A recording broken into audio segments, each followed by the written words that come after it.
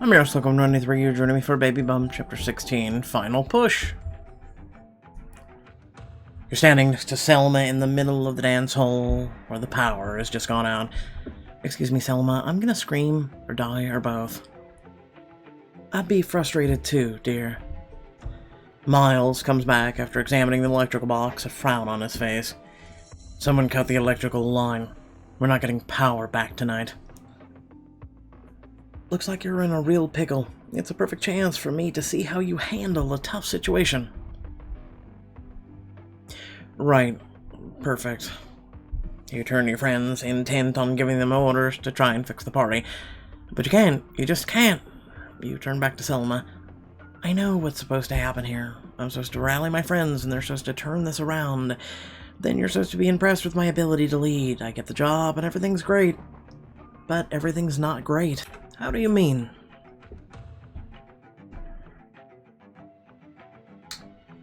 Before you arrived tonight, a pipe bursted and flooded everything. Really? I wouldn't have known. That's because I worked really hard to fix it so this party would be ready for the community, and for you. But frankly, I don't have the energy to do it all again, and I really shouldn't do it all again. You take a deep breath. Because, Selma, you should know, I'm pregnant. You are? Yes, and I've been trying to do that thing where I'm pregnant, but I also have a career, and even though I basically feel like I have to throw up every second, I'll somehow handle everything. I'll somehow do everything. Basically, I've just been trying to do it all, and that's just so stupid. Because doing it all really means doing it poorly while slowly tearing yourself apart. Oh dear. It sucks that I felt like I had to keep it a secret from people, but it's not something that everyone understands. But it's real. My first priority just isn't going to be to this job, and I realize that makes it hard to hire me. Honestly, I can't do it all, Selma, but with the people I've met here, the people that I've grown to love helping me, I can do a lot. That's when you notice everyone holding up their phones or lights casting a dim glow throughout the hall. You close your eyes, imagining everything you've done for you, or they've done for you, and your heart soars.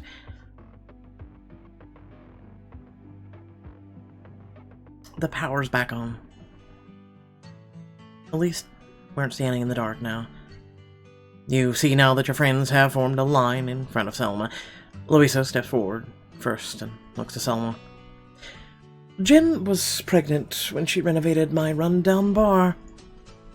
She convinced a ton of locals to show their support on opening night so it could get the best start possible. She even pushed to include a beautiful mural as a tribute to my abuela. It meant the world to me. And Navia. Jen was pregnant when she stopped by my business from going under, and when one of my ovens exploded, she spent all night baking cupcakes.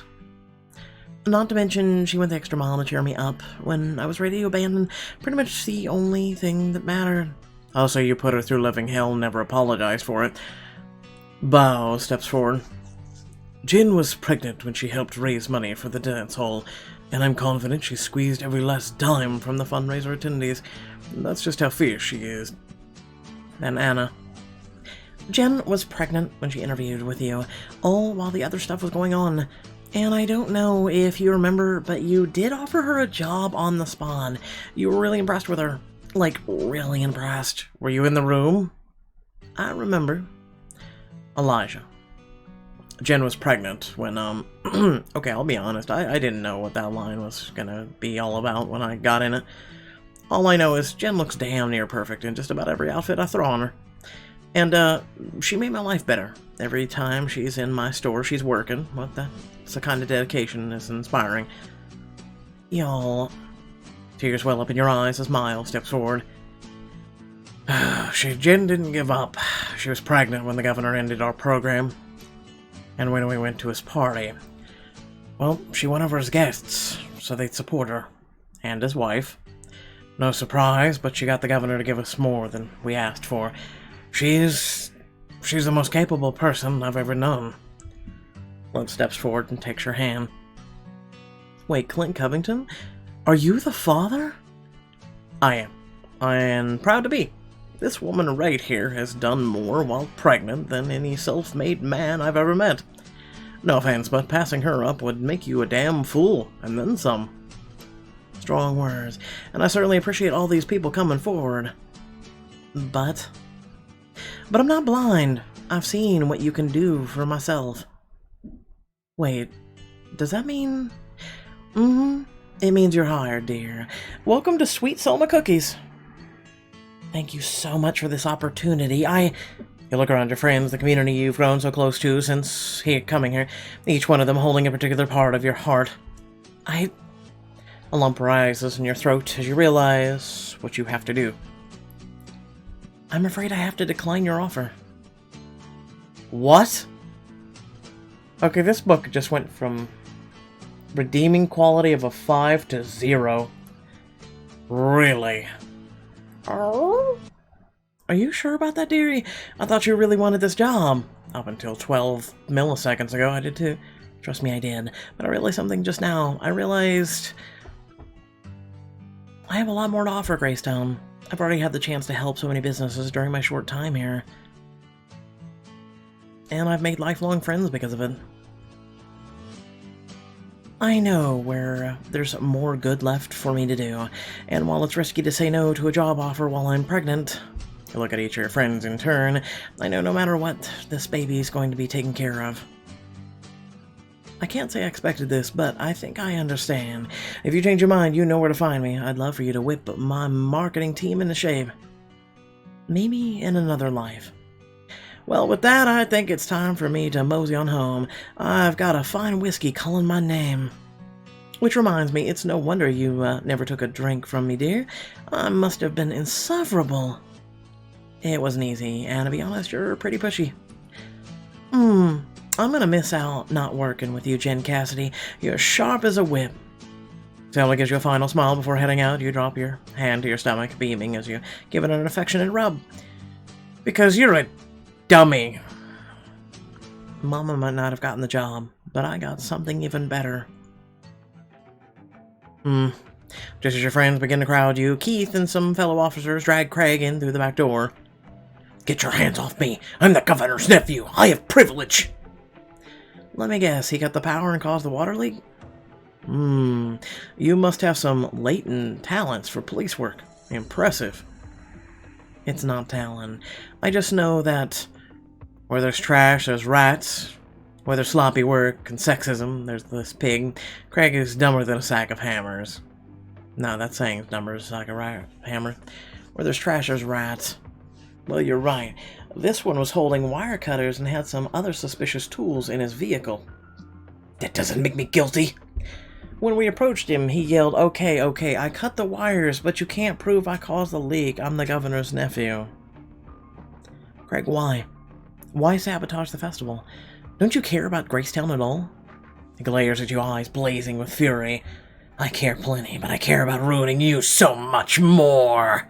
You promised you'd stand up for me if I ever got into trouble with Miles, but you did nothing. Your words mean nothing. Kinda like this book. Maybe that's because I don't respond very well to blackmail. You have no idea what you've started. I'll get out, and when I do, I'm coming for you, preggers. I'm coming for you hard. Come on, we're taking you downtown, and you best hope I get back in time to finish my set. The cops haul Craig out of the door, and you let out a sigh of relief. Okay, now it's time to celebrate. What time is it? Time for this book to end. Party time. After some dancing and celebrating, you notice Bao pacing in the corner, muttering to himself. Bao, are you okay? He shakes his head. Not at all, I'm nervous. So nervous. Why? Because tonight I'm going to propose to Anna. Seriously? That's amazing. Shh. I can't believe this. The two of you are gonna be so cute. I've never been this nervous about anything in my whole life. You have nothing to worry about. I'm sure she's gonna say yes. I know just how much she cares about you. I think she'll say yes too, but I want it to be special. Maybe you can help me. I just need to figure out what to say and how to say it, and how not to faint as I say it. Give Bao a pep talk and help him propose to Anna, and make it even more special. Of course, in the name of love. Are you kidding? I'll do anything to help make this proposal the sweetest thing ever. Thank you so much, Jin. How can I help? What's your plan? Well, I wanted to recite her a poem, but then I was having trouble rhyming. I could only rhyme marriage and carriage.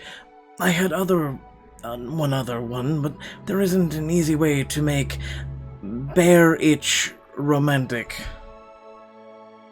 You know, I don't think Anna's into your lyrical mastery. Maybe it'd be easier for you to do this in a story. That would be easier. Why don't you tell the story of your first date? Start all the way back at the beginning, and then how far you've come, and everything will fall into place. A soft smile comes onto his face, and he gets a faraway look in his eyes. I swear, we talked until the coffee shop closed that night. Bao takes a deep breath, and traces of nervousness are all gone.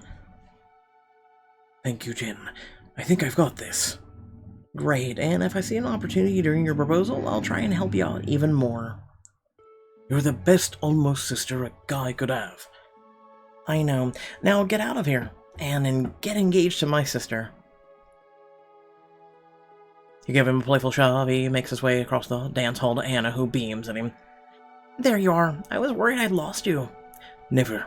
Listen, there's something I want to say to you. I just want to make sure I say it right. Oh, well, you certainly have my attention. He takes both of her hands in his. Anna, this time we've been together has been the best of my life. Remember the first date we went on? I was so nervous I spilled coffee all over my suit. And I wore my shirt inside out.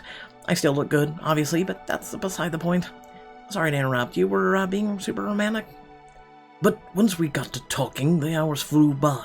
I remember the employee had to kick us out so they could close up.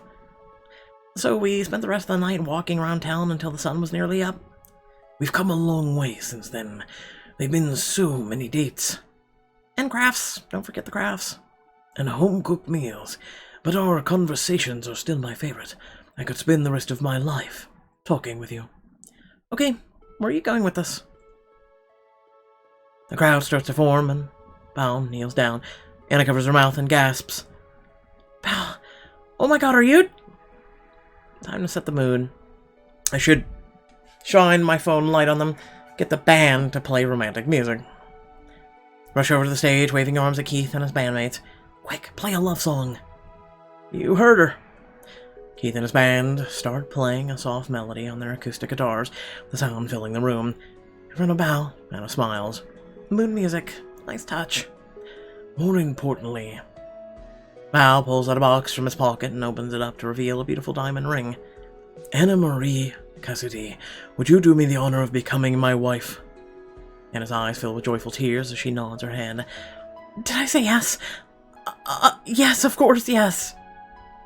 He slides the ring onto her finger before she drags him up into a kiss, throwing her arms around his neck. Woohoo, my sister's getting married. The crowd cheers and you make your way over to them, Anna practically bouncing with joy. You eagerly take her hands, the two of you squealing. Oh my goodness, congratulations! I'm so happy for you both. I can't believe I'm actually getting married. I've dreamed about this day since I was a kid. Anna looks down at the ring on her finger, her smile growing even wider. Somebody pinch me so I can know I'm not dreaming. Bao chuckles and reaches over to pinch her arm. She squeaks before breaking into laughter. I still don't believe it. I'll do you one better than a pinch. You pull Anna into a tight hug, squeezing her. This is the best day ever. A dance hall dedication and a marriage proposal. Bao wraps his arm around Anna's waist and offers you a smile as she rests her head on his shoulder. Thank you for the pep talk earlier, Jen. It was just what I needed. Anything for my almost brother. As you watch the others congratulations to Anna and Bao, Cassandra approaches you, a look of general disdain on her face. Congratulations, or whatever, for your sister and whoever that man is. Bao, He owns a dance hall. You know, the one you hosted a fundraiser for? I can't be expected to remember every trivial detail. She glances over around the hall disapprovingly. My friend's money went into this. Have you heard of lighting? Listen, Cassandra, I don't have time for you. What do you want? How do I explain this to someone like you can comprehend it? I respect you.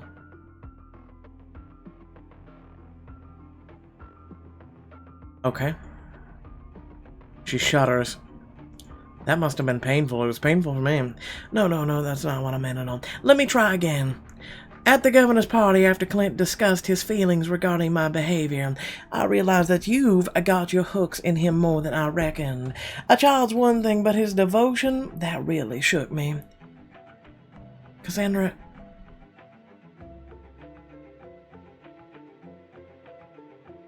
Good. Does this mean you're finally backing off?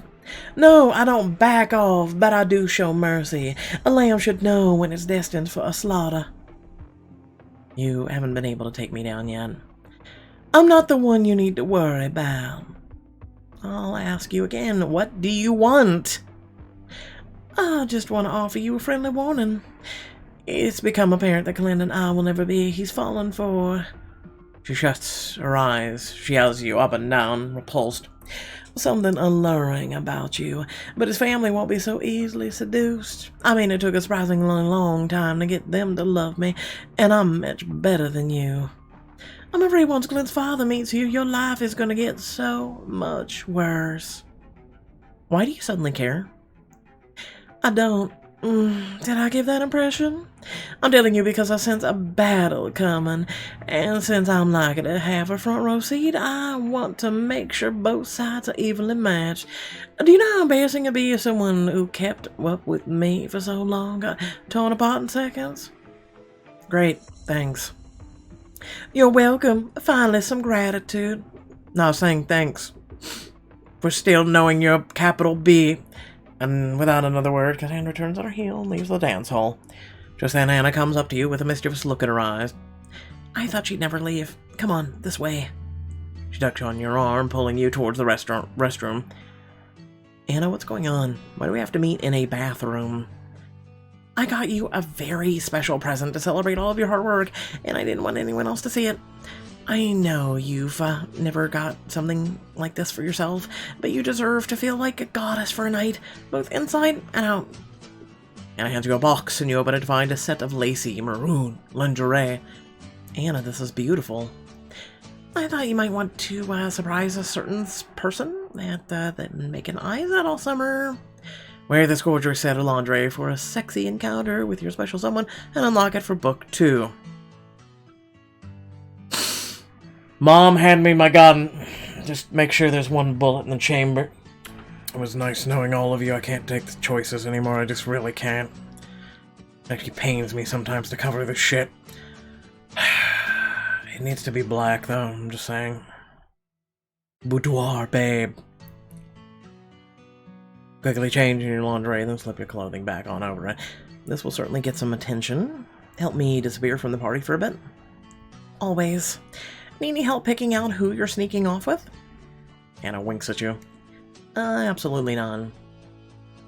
As you and Anna step back into the dance hall, you look around and spot Clint and Miles. They each meet your gaze with a smile. Choose who to share the moment with away from the crowd. This will lock you into a partner for the rest of the book. Oh, you mean this last chapter? I'll go with Miles. Sorry, Clint. Walk over to Miles, and a small smile lights up on his face. Boone sits loyally at his side.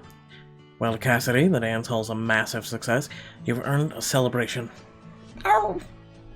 Maybe, but it's way too crowded in here. Why don't we find someplace quieter to celebrate? A woman after my own heart. Miles takes your hand, and the two of you slip out of the dance hall, unannounced as Boone trots eagerly behind. Seriously, Miles is the only part of this book I actually like. A short drive later, you and Miles arrive at a magnificent field where fireflies dart through the air. This was the place we had our first date. As I recall, it was an interview. Details. The two of you settle into the grass. Miles wraps an arms around your shoulder while Boone goes bounding into the field, chasing after fireflies. I'm not complaining, but you're being uncharacteristically affectionate tonight. Tonight there was a chance you'd have gone to work with Selma, moved away from here. I'm just relieved. You can admit it, you've grown attached to me. Miles places his free hand on your cheek, turning your head to face him. His eyes sparkle with determination. Yes, I have. I spent so long trying to deny my feelings for you. I wanted to help the community, and I thought a relationship would ruin that. Has anyone ever told you how selfless you are? I think you're the first, but I didn't feel selfless at the time. I felt like I was using you.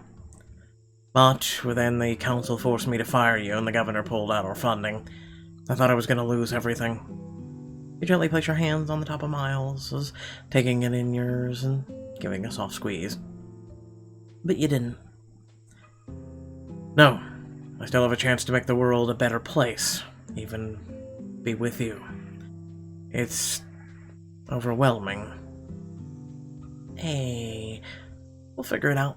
Trust me. I feel just as freaked out as you do. I mean, I just turned down a killer job and I'm having a baby. But I know I won't be doing this alone and we can face any challenge that comes at us. Together. Miles glances over at you and a small smile comes onto his face. You're far too good at putting my mind at ease. Maybe it's because I've had plenty of practice, or that you like me so much that you can't help it. You give him a teasing wink and his face goes red. You really have no idea what you do to me. He takes a deep breath, his cheeks still dark. When I'm around you, it's like my mind goes blank. Can't think or speak. Sometimes I catch myself staring and losing track of time. My heart has never felt as full as it does when I'm with you. Like it's about to burst every time you look at me. You make me sound like a nuisance. Only sometimes. Clap his arm playfully as he smirks at you before his gaze softens, eyes warm with affection. I've never felt this way about anyone before. Just you. I don't just like you, Jen. I love you. Miles, I love you too. You mean it? Why is people surprised when someone says that back? Miles Dixon, you're clever, determined, and you care so much. How could I not fall in love with you? And I thought my heart couldn't get any fuller.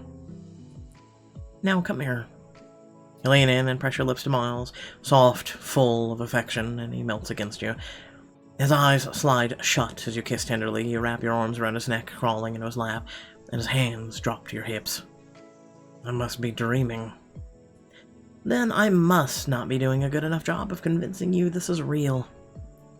Press a kiss to the corner of his mouth and drift down to his neck. You let your breath fan out over his skin, and he shudders against you. You trail fiery kisses up his neck, and he groans, clutching the fabric at your waist. Or too good of a job. You chuckle, and his eyes narrow. He captures your mouth in another kiss, the heat building between you. He nips at your lower lip, snagging it gently between his teeth. You thread your fingers through his hair as he ducks his head to kiss at your neck. See? As real as you.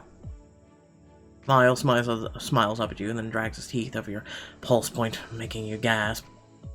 You drag him back into another kiss, his chest pressed against yours, and so there's only a thin layer of clothes between you. Jim. Stay right there. I've got a surprise for you.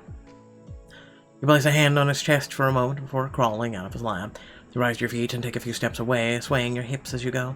You flash a smirk back at Miles, who drinks in your every move. How would you like a little show? As you reach to take off your clothes, he gasps. Jen, you ain't, worried about being seen? There's nobody here but us, Moon, and the fireflies.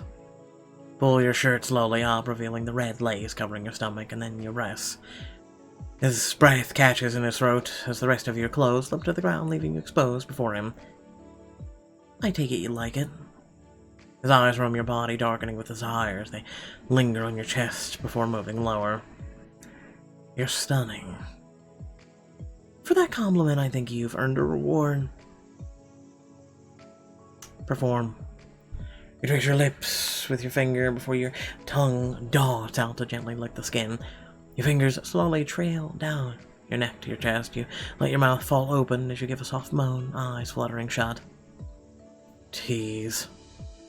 You bend over to give him a view of your chest before you bring your hands up to cup your breast. Smiles bites his lips in envy. You love that about me. You slip your fingers between your legs for a moment. Let your eyes squeeze shut in pleasure.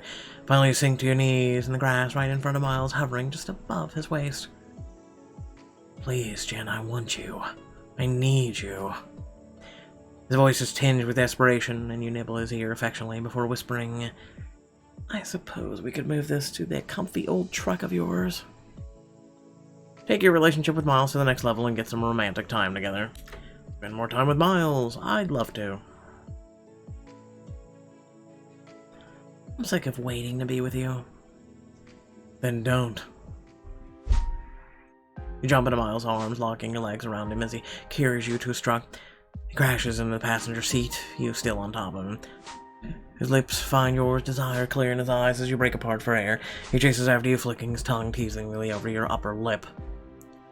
Someone's eager. He catches lower lip between yours, giving it a playful tug. He shivers, his grip on your hips tightening. You've got no idea how long I've wanted this.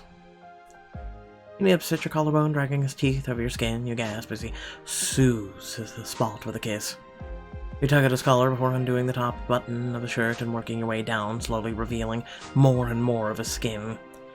When you reach the final button, your mouth slips down to undo it, nuzzling your nose against his stomach. He tenses against you, got his breath catching in his throat.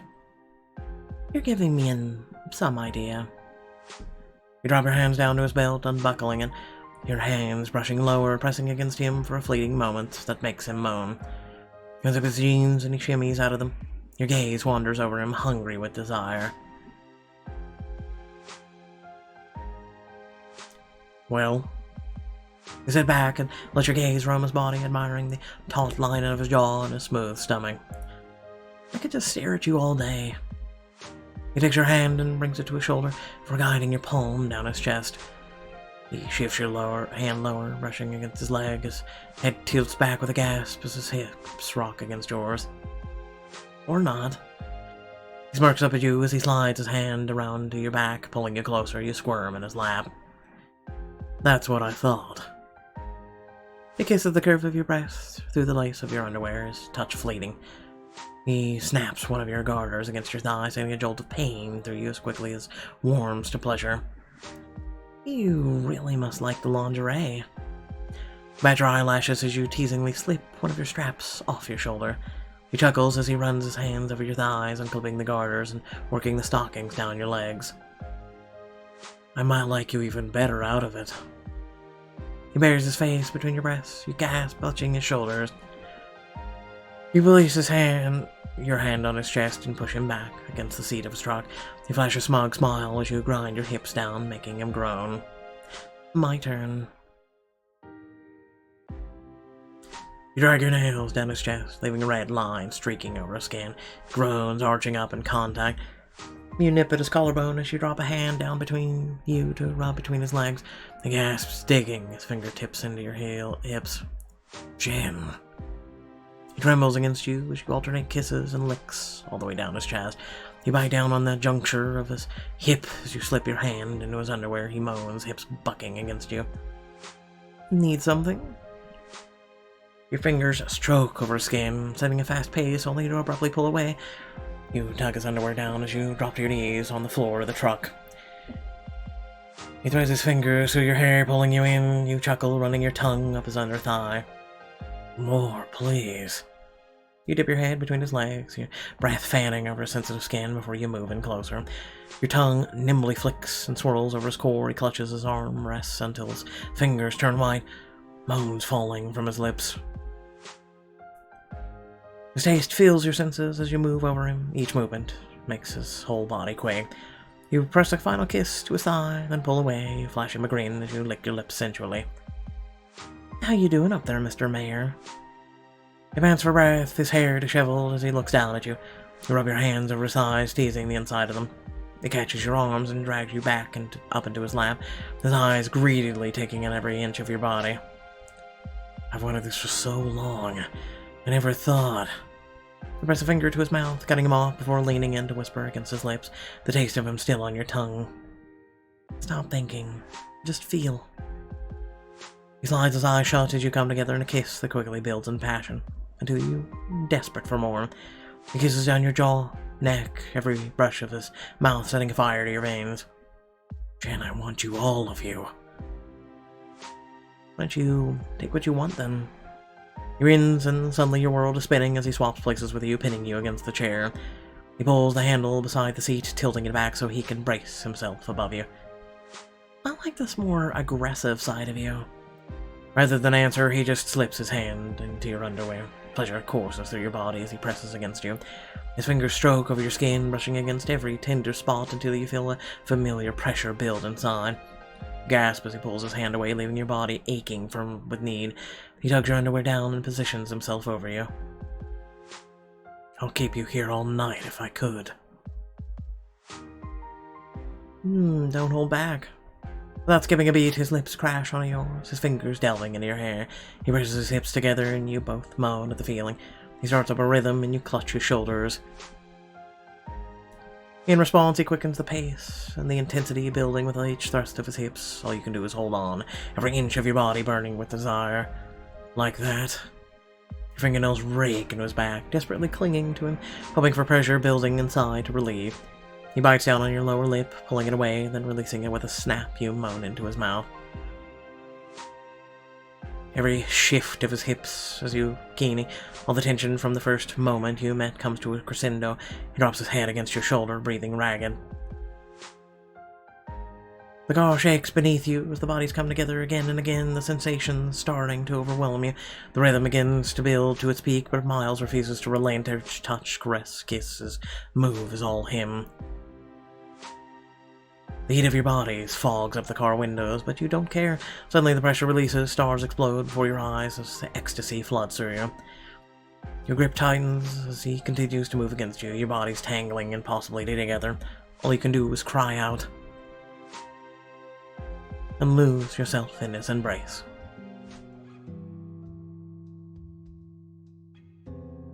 Later that night, you cuddle together in the passenger seat of his truck. Boone lounges in the back seat, panting happily. We should probably head back soon. I don't want to. Ow? Well, both of the hosts can't miss the fireworks, so either one of us goes back or we both do.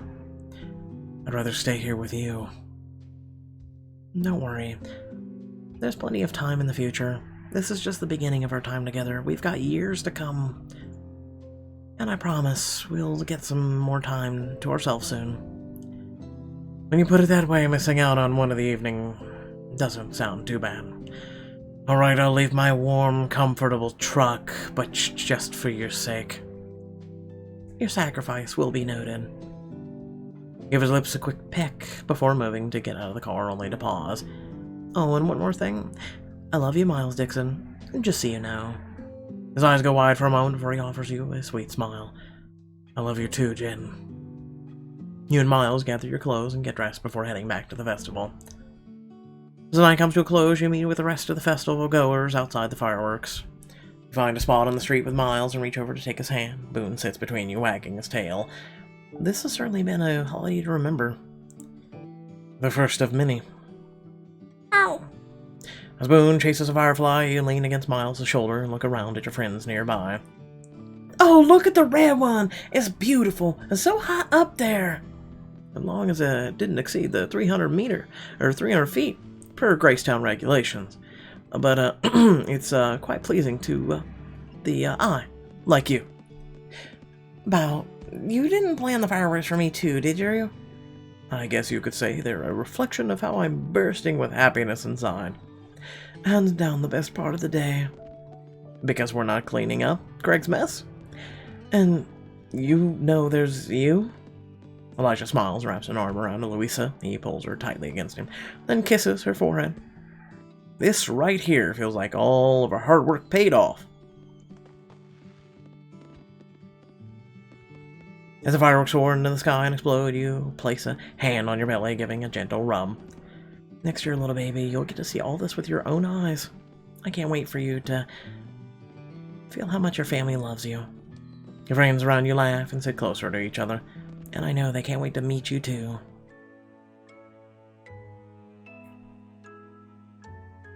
A week or so later, you, Clint, Miles, and Elijah gather at Luis's restaurant to catch up over lunch. So, how's my favorite baby? Do you mean Thumper or my baby? Luisa pats Thumper's back, where she sits contentedly in your arms. I could never pick favorites. Thumper looks up at Luisa with her big eye. Luisa viciously shakes her head. Stop, you're making me feel things again. Good job, Thumper. Anyway, I was talking about your actual baby. Thumper and I have enough play dates. I know how she's doing. Pat your belly and look down at your much bigger baby bump has gotten. Man, just a couple weeks, man. Going from thin to, God forbid we see a woman in lingerie who's got a tummy. Pixelberry, your bias continues to grow. Growing bigger every day. Reach over and squeeze Miles' hand and he gives you a small smile. Hard to believe how much the time's flown. Seems like the dance hall is banging. Every time I pass by, it's packed wall to wall. After we open, the office phone never shuts up. Now the whole town wants help. Yay? It's worth a yay. And I'm sure Boone's happy with all the visitors, aren't you, boy? Lean down, scratch Boone's head, and he nuzzles affectionately against your palm. And that's not all. Clint passes you his phone, which is open to an article on the Gossip Blog's page. We must apologize to Miss Jen Cassidy for a previous story about Cassandra Taylor and Clint Covington. According to an insider source, this was all an elaborate lie told by Cassandra to get attention. How scandalous! Scroll down to look at the comments. Oh no, but we called her so many names by Rich B. Why did they do this? Cupcake Cutie. Did you know she kept my favorite bakery in business? I called the Gossip Blog and gave them the real story. Yorkie Lover 33, and set up the 4th of July festival. Everyone's apologizing and saying how grateful they've been to have me as part of the community. Yeah, this doesn't happen in real life social media. No one apologizes. True Love's Kiss. I wish I could tell her how sorry I am. Well, good. You've done more for this place than most. Revolutionary now. Maybe the city council can hire her back. The town's finally realizing all the hard work you've done. Southern Belle Cutie. Or at least do something to make up for all this. Now I won't have to personally cuss out all the jerks who got you fired. Gossip Queen 76. Jen, if you see this, know that we made a mistake. Again, this doesn't happen. There's gotta be at least one weight off your shoulders. Golden Gracetown, we're really lucky to have you. I apologize, Miss Jen. I should have done this sooner. I agree. Clint, I'm just glad it's over. When that blog first came out, it was seriously stressing me out. People staring at me wherever I went. But now that everyone knows the truth, it'd be nice to be accepted again. With all that cleared up, I might be able to swing something for you at the office. Like getting my old job back? Miles winces, and in his eyes you see him weighing the prospect of working with you again. Oh, hell, yeah, something like that. Just then Anna comes skipping in, bow close behind her. She rushes to your side, eagerly tugs on your arm. It's done, it's done, the last patch for your baby blanket is finally finished! Ooh, ah. Which means this blanket is all ready for the little one. Yay. You know, that bottom one that's supposed to be the dress actually looks like a big gaping maw from Tremors. Yep. Now that you've noticed this, what has been seen can never be unseen. You've collected 15 out of... Yeah, bite me. Bullshit. I love it so much, Anna. I'm sure the baby will too. There are so many memories, and now I know I'll never forget. Yeah, like that blank spot. That's the memory from Pixelberry's app not working correctly. What baby things are you most excited about now? Obviously, she can't wait to see the baby in their first little leather jacket. As cute as that is. I'm excited to watch them grow, teach them the world, just hold them. God, can we put them in a protective bubble away from the world? That's what I feel like with children anymore, and it has nothing to do with the current issue. Watch them grow. They're gonna be so small when they're born, and, but as they get bigger and bigger, I can't wait to see how they change. Oh, I'm gonna spoil them so hard. Craft time, lots of presents, chocolate whenever they want. And I'll be around to make sure Anna doesn't go overboard. And I'm going to teach them all the best games. I'm undefeated at Peekaboo. Is that a competitive game? It is when I play. You know, I don't doubt her, actually. I've already been ordering baby clothes to stock the shop with. Gotta make sure the little one is well dressed. I can't wait for the little things. Feeding the kid, burping them, giving them baths. Yeah, about that, Clint. I'm getting a protective order. You need to stay away from me and my child. I hope that I can be, like a parent to them. I'm sure you will be. As you look around in the restaurant with your friends, you pat your belly affectionately. Maybe you're going to have the best family around.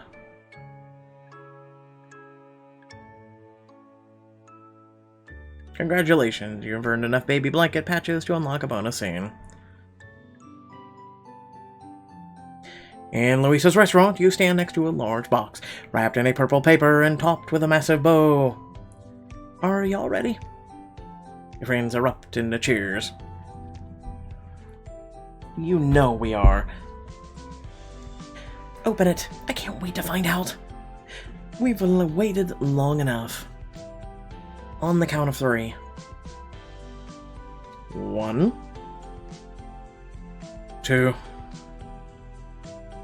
3! You lift the lid of the box and a stream of colored balloons comes pouring out.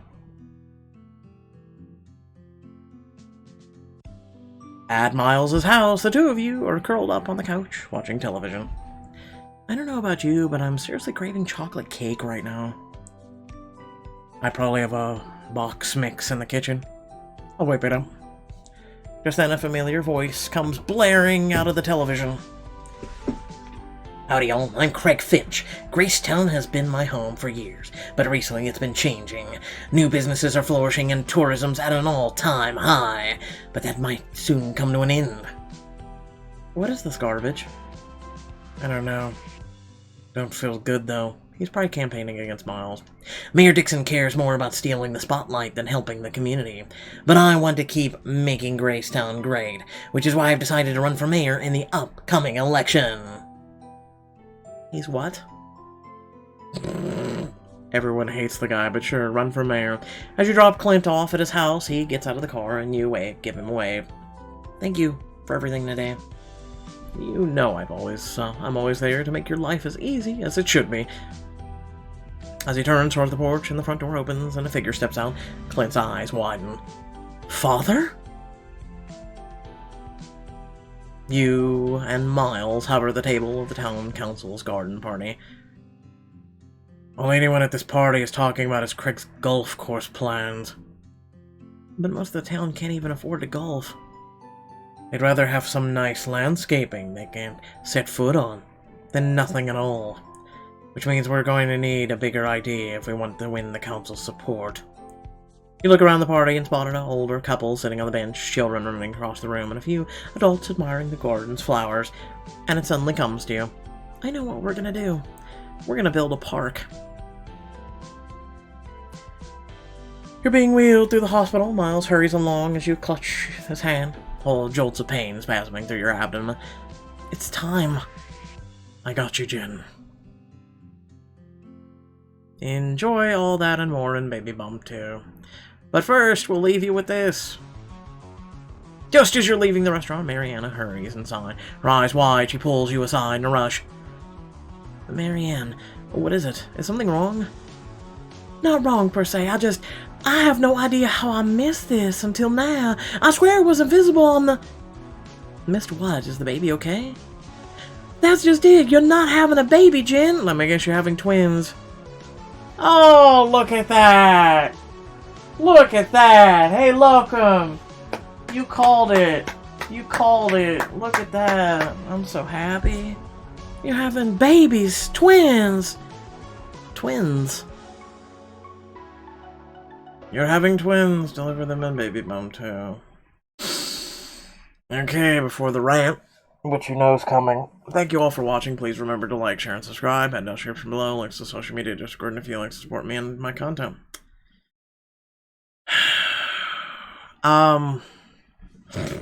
Where to even go with this crap fest? Once again, thank you all for watching.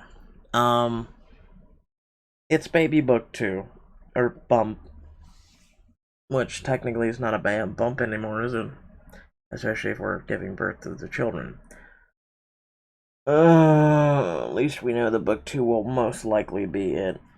I see someone at Pixelberry is writing, you know, they're like, man, this whole quarantine thing sucks. I need to be more, with the books. I don't know. I'm just not a fan of that crap.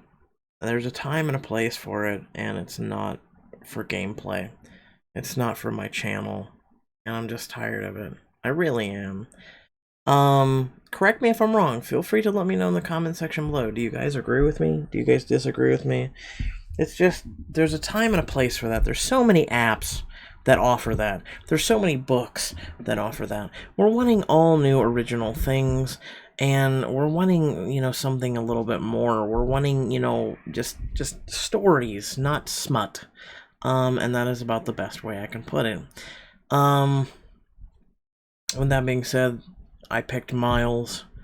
He's like me, and, you know, I kind of wish I had someone in my life, and someone that appreciated me for me, and someone who saw through the thickness of my shell, and someone who cared about it, and things like that, because inside you're warm, protective, and there for everybody, and especially those around you. Among the million of other qualities that I can say I do have that people just don't care for. I don't get that. I really don't. But anyway, with that being said, please consider stopping by my Twitch channel. I talk about these things sometimes when they are brought up, but otherwise, you know, especially in this time of everybody having these issues and the whole worldwide thing right now, hopefully you can come by and find peace and solace and just smile and have a fun time. I know it's hard for a lot of people. I know for us antisocial people, you know, now they call it social distancing, isn't it? It's called antisocial, let's be honest. They put a fun little, just sugary coated spin on it, haven't they?